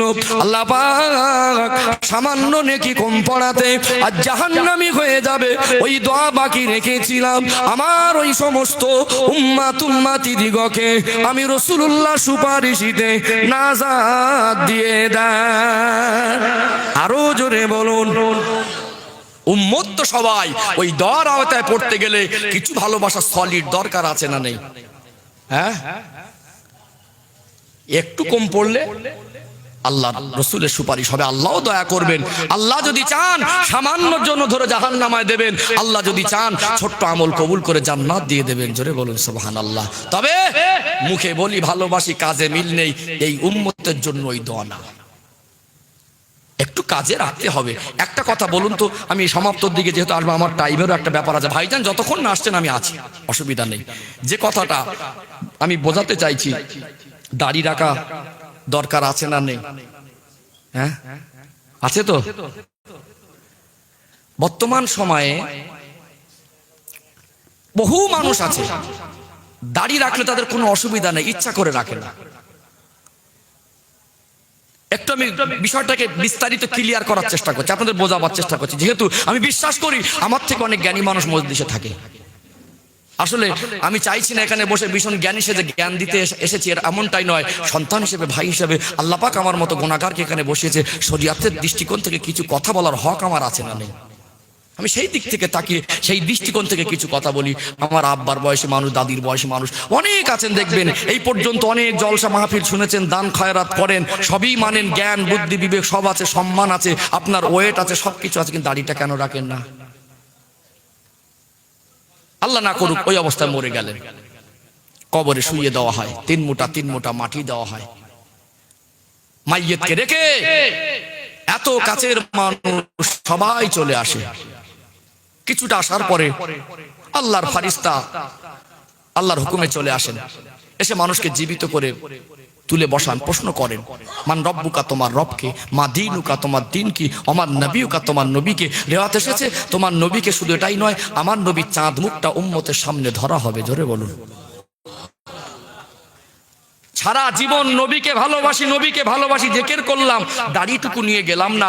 যাদের এই ভালোবাসা সামান্যটা, দাড়িটা ছাড়তে পারলাম না, এতটুকু দাবিটা সত্য করে নিয়ে যেতে পারলাম না, ওই দাড়ি চাচা অবস্থায় আমার নবীকে দেখে চিনতে পারবেন বলে মনে হয়? গুনাহগার গুলো, ফাসেক গুলো মুখে বলতো নবীকে ভালোবাসি, কাজে কোনো মিল ছিল না, রাসূলের সুন্নাতটুকু নিয়ে যেতে পারলো না, তাদের জবান বন্ধ হয়ে যাবে। তারা বলবে হাই হাত আলা আদরি, হায় আফসোস, আমি কিছুই বুঝতে পারছি না, চিনতেই পারছি না। আর নবীর জন্য চোখের পানি ফেলতেন, আমার নবীর জন্য কষ্টের পয়সা দান করতেন, আমার নবীর জন্য আপনার অন্তরটা কাঁদতো, নবীর শানে দরুদ না পড়লে চোখে ঘুম আসতো না, নবীর মহব্বতে নবীর সুন্নাতগুলো আমল করেছেন, নবীকে দেখার জন্য অন্তরটা ব্যাকুল হয়ে থাকতো। ওই মানুষটা আমার নবীকে দেখার পরে খুশ হয়ে যাবে, তার জবান আল্লাহ খুলে দেবে, ওই মানুষটা বলবে হাজা সাইয়্যিদুনা মুহাম্মাদুর রাসূলুল্লাহ। সকলে বলুন সাল্লাল্লাহু আলাইহি ওয়াসাল্লাম। কি নিয়ে যাবে? এতটুকু অন্তত ছেড়ে দেন। দুনিয়ায় বহু সাজগোজ করেছেন, বহু সাজলেন, একটু কবরে যাওয়ার জন্য সাজা দরকার আছে না নেই? হ্যাঁ, মাঝে মাঝে দেখবেন ছেলের বিয়ে হয়, বিয়ের পরে ওই ছেলেটা 1 সপ্তাহ 10 দিনের জন্য শ্বশুর বাড়ি যায়। তো প্রথম ভাবে ওকে কি বলে? অনেকে বলে জড়ে গেছে। দক্ষিণ 24 পরগনার দিকে ভাষা, আমি জিজ্ঞেস করি তো, জায়গায় জায়গায় যাই, বলে জড়ে গেছে। আমি বলি বাবু কি বলে? তা ঠিক আছে গেছে, বাড়ি আলোচনা করছে, এই দেখো বৌমাকে তো আনতে যেতে, একটা গাড়ি দিয়ে যেতে হবে, তা কে যাবে? সবাই বলছে আব্বা যাক।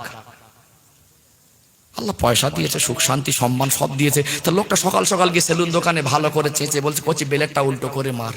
একটা গোপ পাকা ছিল, বলছে কাঁচির মাথা দিয়ে ওটাকে কেটে ফেল। ভালো করে সামনে দাঁড়িয়ে একেবারে ছাট কাটনি সুন্দর করে সাজগোজ করছে, দাড়ি চেঁচে পুরো পরিষ্কার।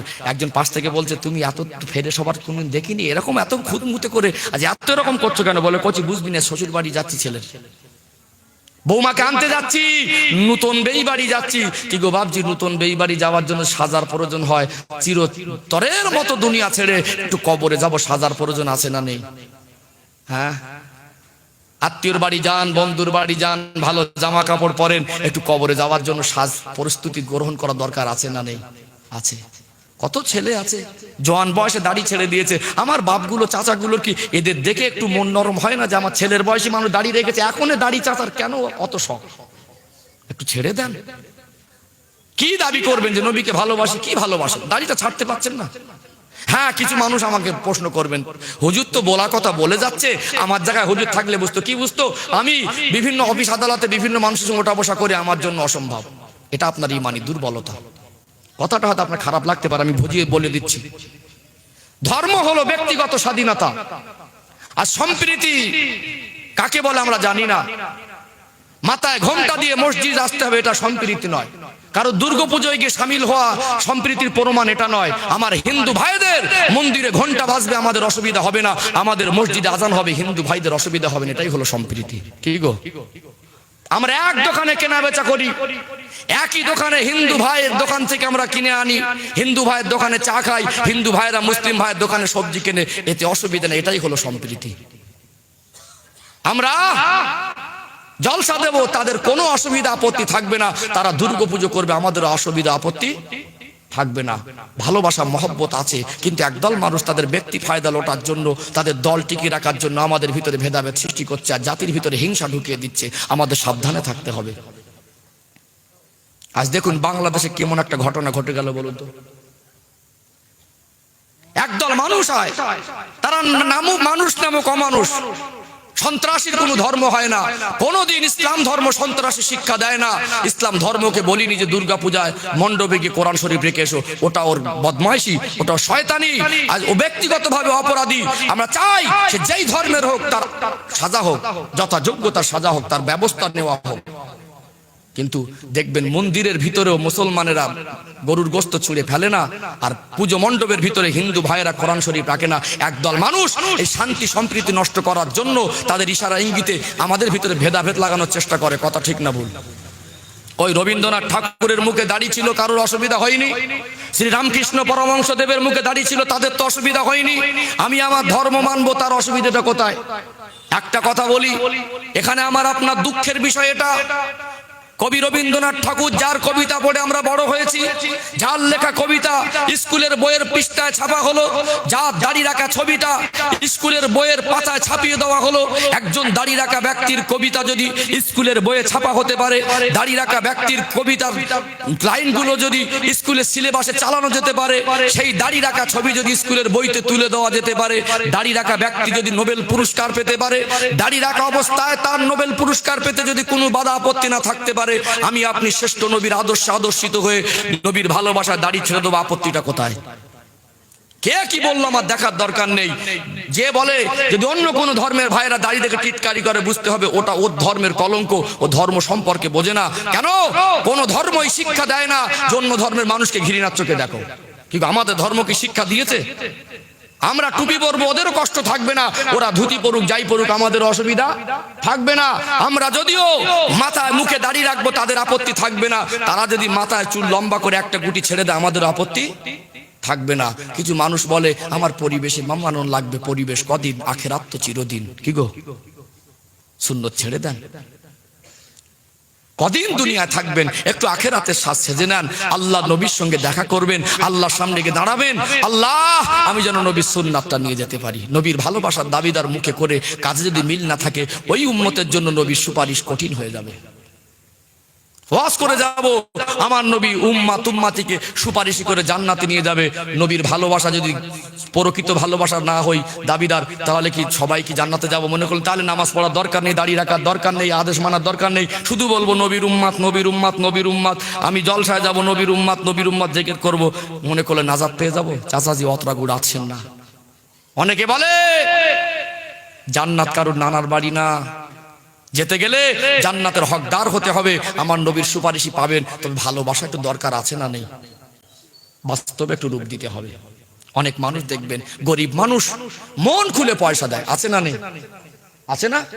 মন খুলে পয়সা দেয়। অনেক মানুষ দেখবেন ধনী মানুষ, তারাও আল্লাহ যেমন দিস তেমন দেয়। কিছু কিছু ধনী মানুষ দেখবেন একটু কুঞ্জুস, হাড় কিপটে, চাঁদা চাইতে যাবে, দেবে 300 টাকা, ভাব নেবে 3000 টাকার মতো, দুবার তিনবার ঘুরিয়ে এমন ভাব নিচ্ছে কমিটির ছেলেরা মনে করে মানুষটার পয়সা আছে, যাক যদি একটা মোটা অঙ্কের টাকা পাই পরিচালনা করতে সুবিধা হবে। কেন এরাও তো পেটে খায় না? হ্যাঁ, এই ছেলেগুলো কি এরা টাকা নিয়ে পেটে খেয়েছে না একটা ভালো জান্নাতের বাগান কায়েম করেছে? এদেরও তো হিসাব দিতে হবে নাকি? এরাও তো হিসেব ক্লিয়ার করে বুঝে দেয় এই টাকা এত খাদে এত দান হয়েছে, এগুলো এগুলো। ও বাবা, সেখানে যাওয়ার পরে এই কাকে দাওয়াত করেছিস, কত জলসা দিবি, যা ওই 300 টাকা যোগে বের করে দে। একটু আল্লাহ তোমাকে দিয়েছে, আল্লাহ আপনাকে দিয়েছে, একটু দিনের রাস্তায় ব্যয় করেন। এই এত কিছু সম্মান পেলেন, এত অর্থ সম্পদ পেলেন, এটা আল্লাহর দয়া। আল্লাহ আপনাকে ফকির ভিক্ষুক করে ঘোরাতে পারতেন। আল্লাহ আপনাকে অর্থ দিয়েছে, দেখতে চেয়েছে আপনি কতটা আল্লাহ রাস্তা দান করেন। আজ দেখুন জাকাত দেওয়া মানুষ সংখ্যা কমে গেছে না? যেই এক রাতে জল কর বুড়ে গেছে, কিছু মানুষের মনে কষ্ট হয়েছে। হ্যাঁ, যখন গজব আসে আল্লাহ মাঝে মাঝে গজব দিয়ে কিছু ভালো মানুষের সাথে কষ্ট পায়।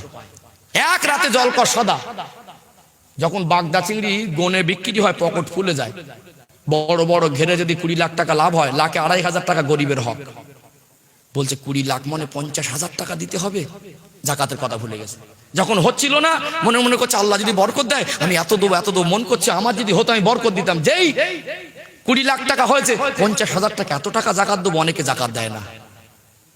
এইরকম বড় বড় ভেটকি মাছ পুষেছে, জাল ফেলে ফেলে মাছগুলো জালে উঠছে, ও দাঁড়িয়ে দাঁড়িয়ে দেখছে মাছটা আমার পোষা মাছ। আল্লাহ বলে সামনের থেকে খাবে, কিছু বলতে পারবি না। গরিবের সম্পদ বুঝে দেন, আল্লাহর আযাব গজব কম হবে। আল্লাহ অর্থ দিয়েছে, দান করেন, আল্লাহ আপনাকে আরো বরকত দিয়ে ভরিয়ে দেবে। দুনিয়া জমিনে যতক্ষণ আছি যেটা করব আল্লাহর জন্য, যেটা করব নবীর জন্য, যেটা করব শরীয়তের দিকে তাকিয়ে সঠিকভাবে করব, আল্লাহ রহমত বরকত হবে। আল্লাহ আমাদের রহমতের ছায়া হেফাজতে রাখবেন। জোরে বলুন সুবহানাল্লাহ। কি গো রাগ করছেন নাকি?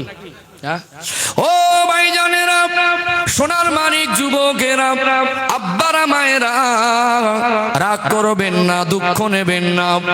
সারাদিন যেখানেই থাকেন একটু বালিশে মাথা দিয়ে ভাববেন দুনিয়া হলো অস্থায়ী জীবন। রাস্তা দিয়ে যেতে যেতে কখনো কখনো বিশ্রাম ঘর সামনে পড়ে, আপনার কোন বাস স্টপে গিয়ে দাঁড়িয়ে আছেন, গাড়ি আসবে আরো চলে যাব, মনে মনে করছেন লেট হচ্ছে, দাঁড়িয়ে না থেকে বিশ্রাম ঘরে একটু বসি। ওই সময় পর্যন্ত বসা, গাড়ি আসার অপেক্ষা। ওইখানে বসে থেকে মনে হয় না এখানে চিরজীবন বসে থাকবো। যেমন কিনা গাড়ি আসলে চলে যাওয়ার জন্য সব সময় রেডি হয়ে থাকেন আল্লাহর মোমেন বান্দা যারা হবে, নবীর প্রকৃত আশেক যারা হবে, তারা আখিরাতে যাওয়ার জন্য তৈরি হয়ে থাকবে। সময় একেবারে সংক্ষেপ, আমি শেষ কথা বলে যাই। বাপেরা ভাইয়েরা, নামাজ পড়তেই হবে, নামাজ ছাড়া নাজাত নেই। বেনামাজির জন্য নাজাত বড় কঠিন হয়ে যাবে। নামাজির জন্য মউতটা তোহফা, মোমেতের জন্য মউতটা তোহফা, মোমেনের জন্য মউতটা পুরস্কার, আর কাফের আর গাফেল আর মুশরিকের জন্য মউতটা হলো কষ্ট। ফজরের নামাজ পড়ে নেবেন, ফজরের নামাজ পড়ে তৈরি হয়ে থাকবেন। আল্লাহ জোহরের আগে আমার মউত দিয়ে দেন। আমার মউত যদি জোহরের আগে হয়ে যায়, নামাজি বান্দাদের দলভুক্ত হয়ে যাব। আরো জোরে বলুন। ইমানদার মোমেন ওই ব্যক্তি, নবীর আশিক ওই ব্যক্তি, জোহরের নামাজ পড়ে নেবে, উযু হালাতে থাকবে, শুকরিয়া আদায় করবে। আল্লাহ আমি জোহরের নামাজটা পড়তে পেরেছি, আল্লাহ আমাকে হসপিটালে শুইয়ে রাখতে পারতেন, সুস্থ শরীর আমাকে নামাজ পড়ার তৌফিক দিয়েছেন। মউত যদিও আসে একদিন তো যেতে হবে। আল্লাহ আসরের আগে যদি মউত হয় ভালো হবে, কেননা আসরের নামাজটা পড়তে পারবো গ্যারান্টি নেই। আসরের রক্ত আসার আগে যদি আমার মউত হয়ে যায়, ওই মরা মানুষটাকে নামাজি বান্দাদের দলভুক্ত আল্লাহ করে দেবে। ও যুবক ভাইরা, মউতটা হলো মোমেনের জন্য তোহফা। মোমেন সব সময় উযু হালাতে থাকবে, মোমেন সব সময় নবীর ভালোবাসায় দরুদ পড়বে, মোমেন সব সময় পবিত্র হয়ে থাকবে। কবরের ধার থেকে যাবে, সালাম দেবে, আর মনে করবে এটা আসল বাড়ি। অত্যন্ত দুঃখের সঙ্গে বলি, চিত্র বড় করুণ সমাজে নবী বলেছেন কবরের ধার থেকে গিয়ে একটু দাঁড়িয়ে যাবে, সালাম দেবে। যদি দাঁড়ানোর সময়টুকু না হয়, রানিং এ সালাম দিয়ে চলে যাবে। আজ একদল মানুষ কবরের ধার থেকে যায়, বিড়ি সিগারেট টেনে ধোঁয়া দিতে দিতে যায়। কোথায় হারিয়ে গেছে? এতটুকু মনে পড়ে না, কবরের ধার থেকে যায়, সালাম দেওয়ার কথা আমার নবী বলেছেন। কি গো, ঠিক বললাম না ভুল বললাম? খুব কষ্ট লাগে। আসল বাড়িটার কথা একবার ভাবে না। ওখানে আব্বা আছে, মা আছে, দাদু আছে, খালা আছে, ফুপু আছে, আত্মীয় স্বজন আছে, সবাই যখন ওখানে আছে, একটা দিন আমার ওখানে রেখে আসবে। ওই জায়গায় দাঁড়িয়ে একটু যতটুকু পারেন, আল্লাহ নবী বলেছেন কবরের ধারতে যাওয়ার সময় সালাম দেবেন, আসসালামু আলাইকুম ইয়া আহলাল কুবুর ইয়াগফিরুল্লাহু লানা ওয়া লাকুম আনতুম সালাফুনা ওয়া নাহনু বিল আসর। এতটুকু বলে যতটুকু জানেন, সূরা ফাতিহা, কলমা শরীফ, দরুদ শরীফ একটু পড়ে দেবেন, মনে মনে নিয়ত করবেন, মুখ ফুটে বলতে না পারেন, আল্লাহ এই কবরবাসী আছে আমার আত্মীয় স্বজন, এই সবটা তাদের মুখে পৌঁছে দেন। এটা একটা কবরবাসীদের জন্য দোয়া। জোরে বলুন। কবরের ধারে যাচ্ছে আর মুখ থেকে খতম পড়ছে, গালাগালি হচ্ছে ফটফট করে, খিস্তি করে বলছে না বিড়ি ধরা তো, পাশে কবরস্থান, আর এই দিকটা হাওয়া হচ্ছে, এইভাবে যাচ্ছে। কি গো বাপজিরা, ভাইয়েরা, কবরের কথা ভুলে গেছি না যাইনি? হ্যাঁ, তৈরি হয়ে থাকতে হবে। কে কখন যাব জানি না। মরণের চিন্তা যদি বেশি বেশি করি তাহলে জীবনটা পরিবর্তন করা সহজ হবে। দুনিয়া দুনিয়া করেন, ধন সম্পদ অর্জন করেন, হারাম পন্থায় নয়। দুনিয়াদারি করেন, আখিরাতকে ভুলে নয়। আমার নবী কি ভালোবাসা দেখালেন, আর আমরা কোথায় হারিয়ে যাচ্ছি। ও ভাইজানেরা, সোনার মানিক যুবকেরা, ব্যবসা করবেন হালাল ভাবে, রোজগার করবেন হালাল ভাবে। দুনিয়া জমিনে যে কাজ করবেন আমার নবীকে দেখিয়ে দেওয়া রাস্তায় করতে হবে। দাঁড়িয়ে করলে পানিটা হারাম হয়ে যাবে, বসে বসে 3 দমে দোয়া পড়ে বিসমিল্লাহ বলে পান করলে ওটা ইবাদতের মধ্যে গণ্য হয়ে যাবে। ঘুমাতে যাবেন, ঘুমটাও ইবাদত। ঘুমাতে যাওয়ার সময় ওযু করে দোয়া পড়ে ঘুমাবেন, ডান দিকে কাত হয়ে ঘুমাবেন, সুন্নাত তরিকায় ঘুমালে ওটাও হবে ইবাদত। ব্যবসা করবেন, ব্যবসায় যদি সততা থাকে ওটাও হবে ইবাদত। অনেক মানুষ ব্যবসা করে, একটা মানুষ মালের দাম জিজ্ঞাসা করলে একদমে 3টে 4টে মিথ্যা কথা বলে দেয়। খোদার কিরে, মার কিরে, আল্লাহর কসম এই দামে কেনা। ওখানে আমার নবী এই শিক্ষা দেয়নি মিথ্যা কথা বলে মাল বিক্রি করো। ওই মিথ্যাটাকে সত্য ভাবানোর জন্য কসম খাওয়া যাবে না। একটু বেশি বেশি এটাই বলতে পারেন, ভাই আমার মালটা কেনা একটু বেশি দামে, এত টাকা দিতে হবে। বাজার যাচাই করে আমার কাছে কেনেন। অনেক দোকানদার আছে দম ভরে কিনে খায়, আছে না নেই? আমার নবী বললেন ব্যবসায় মাল বিক্রি করবে, ওখানে মিথ্যা বলা যাবে না। উপরের মাল ভালো, ভিতরে খারাপ দিয়ে ধোঁকাবাজি করা যাবে না। আল্লাহ নবী শান্তির পরিবেশ কায়েম করলেন। নবীর আদর্শে আদর্শিত হতে হবে। আল্লাহ নবী চলে গেলেন মদিনার বাজারে। ভুট্টা, গমের আটা, জব বিক্রি হচ্ছে। আল্লাহ নবী গিয়ে দেখলেন বস্তার উপরে ফেরেশ মাল। আল্লাহ নবী গিয়ে নুরানি হাতটা নিয়ে বস্তার ভিতরে ঢুকিয়ে দিলেন। ঢুকিয়ে কিছুটা জব তুলে ধরলেন, ভিজে ভিজে ভাব। আল্লাহ নবী বললেন বাবা সাহাবী এটা কেমন কাজ? উপরে শুকনো নিচের ভিজে। ও বাবা সাহাবী এটা তো অপরকে ধোঁকা দেওয়া হয়ে যাবে। আমি রাসূলুল্লাহ শিক্ষা দেইনি, এটা আল্লাহর কাছে গুনাহগার সাব্যস্ত হবে। আমার নবীকে বলতে লাগলেন ইয়া রাসূলুল্লাহ, যদি কেউ কিনতে আসে আমার মনের খবর আল্লাহ জানে, ওটা আমি খুলে বলবো। উপরে শুকনো মাল আর নিচে ভিজে মাল দিয়ে ধোঁকা দিতে চাইনি। আপনি আসবার আগে একটু আল্লাহ রহমতের বৃষ্টি হয়েছে, সব মাল গুটিয়ে ঢাকা দিতে পারিনি। কিছুটা পানি আমার বস্তার ভিতরে গেছে, হালকা রৌদ্রও বার হয়েছে, উপরটা শুকিয়ে গেছে। ইয়া রাসূলুল্লাহ, হাবিবাল্লাহ, ধোঁকা দেওয়াটা উদ্দেশ্য নয়, আমার মাল কিনতে আসলে এটাই বলে দেবো। আল্লাহ নবী বললেন সাদাক্তা ইয়া সাহাবী, বাবা সাহাবী তুমি ঠিক বলেছো, ব্যবসায় কোনোদিন মানুষকে ধোঁকা দেওয়া যাবে না। ও ভাইরা বাপেরা, নামাজ পড়ুন, ব্যবসা করুন, নামাজ করুন, চাষবাস করুন, নামাজ পড়ুন, চাকরি করুন।